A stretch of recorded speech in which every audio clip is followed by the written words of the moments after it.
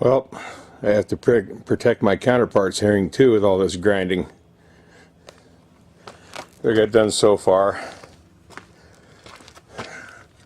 At least most of the front motor mounts, I still got to take that little piece off up there. Ground down close enough where I can do a better finish, you know, with a smaller grinder. I did all this with a 9-inch grinder, so I didn't want to get too close. Another piece right there to take off. Yeah, that hole there is a burn-through hole from the guy who welded a little hot. And pretty much cleaned up there, good enough for now for finish work. There, and there. But I still have that ugliness right there on both sides. Some sort of homemade traction bars they tried to put on it. And of course, that mighty fine lowering kit there I got to remove and repair. Got this tube pretty much straight now. There's a couple small dings in it, so I got to machine out a dowel to run down in there and I'll get those dents knocked out and it'll look perfect. So, get a little closer. I still may use the other frame until I get the car off it and see how bad it is. I don't know, but I figured I'd clean up a little bit on this one. And somebody put a lot of work into narrowing a mid-50s Corvette rear end, but I won't be using it. Alright, more later. Okay, here are my pieces I cut off the race car for the rails and some of the kick panels and stuff that are still in good shape. But I noticed something when I started cleaning these up and taking the old floors off and stuff. For some odd reason, these have been cut and re-welded. Very poorly, I might add. Right there. Same with this one. Right there. Cut right through here and all the way around. And they didn't weld them back on straight. I'm trying to figure out why. Did this car get rear-ended and they replaced the whole back end? As far as I can tell, it's the original back end. Everything's right. And I got to thinking about all this race car modifications, the way they had the springs coming up through the floor and lowering it and putting in all the junk they put back there. I'm pretty certain they cut the back of this car off instead of removing the body just to do those modifications in the back and then put the back end back on. I'm pretty certain of it now. So I've got to fix those if I'm going to use these rails. I mean, they're new replacements are $250 a piece plus shipping, and so they're not cheap.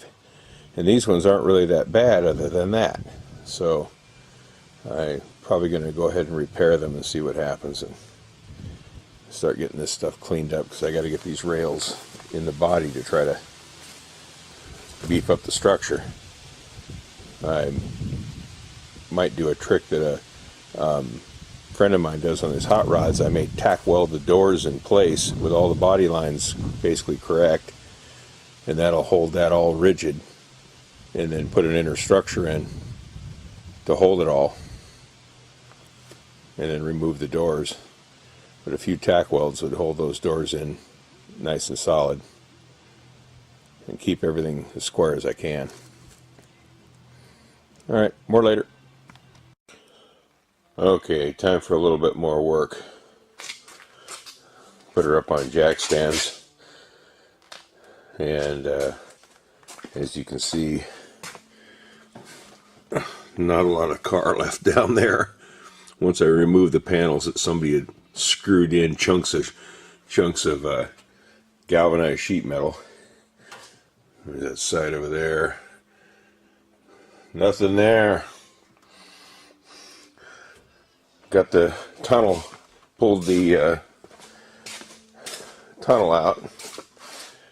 Didn't require much on bolting, almost a good sturdy yank. It came out. I know a lot of you, I've been watching some videos of you guys who were working your Triumphs, you know, 3s, 4s, 250s, 6s, And I was feeling bad about my car missing so much sheet metal and being so rusted away. And some of you guys' cars look pretty good until you got them apart. They weren't much better than this. I swear every time I hit it, another pile of rust. I'm sweeping up more of my car than exists, I think. Well, I'm going to finally get the rest of the drivetrain out. I'm going to pull the tranny and get that out of my way and pull the drive line and things like that so I can get the engine block out. And there's an oil spot on the floor. How can this car actually be leaking oil? Yep, it's truly English. Alright, I'll get back with you in a little bit. Okay, it's time to shoot some more video. I've been behind in doing this, and my computer's down right now, so it's going to be a while before I get stuff uploaded. Well, I set my hardtop on to take a look at it. The hardtop's in really bad shape, but it's original to the car, so I'm just wanting to see how it fits. And got the transmission out, clutch, flywheel off, so the motor, at least what's left of it in there, is ready to. I can't quite see it in there, but ready to come out. And I have some questions on this top fitment. This top was pretty badly kind of warped and stuff, and I pulled it into place, looking at how it fits down in here and over there. And I got the sides pulled in. I had to put this strap in here to hold it. But getting it sucked up tight. See, I've got a gap there, and it runs across. The gap's not quite the same over there. I have sucked it all the way up tight with my clamps and stuff, but what happens is it pushes it so far forward I can't put it underneath the windshield.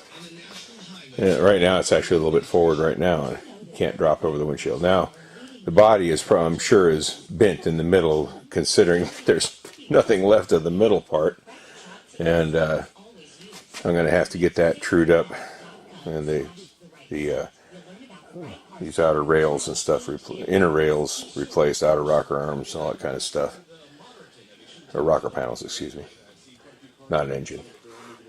So that's where I'm at right now. I gotta have my son-in-law come out here and help me lift out what's left of the engine here, so I can start rebuilding it. And I've been doing a little, the pieces I've been stripping off, I've been trying to clean up and paint so they're all ready to go back on. There's the radiator, and it's got a problem too. It's in the wreck. It pulled that loose and bent the tank pretty good. I may put an aluminum radiator in if I can afford it, and I may have to rerun this one for now. And of course the tunnel has the typical completely rusted off edge flange, so I gotta replace that too. And here's some of the parts I've been cleaning up and painting, getting them all looking nice again, and put them in a box and tag them so they're ready to go back on someday.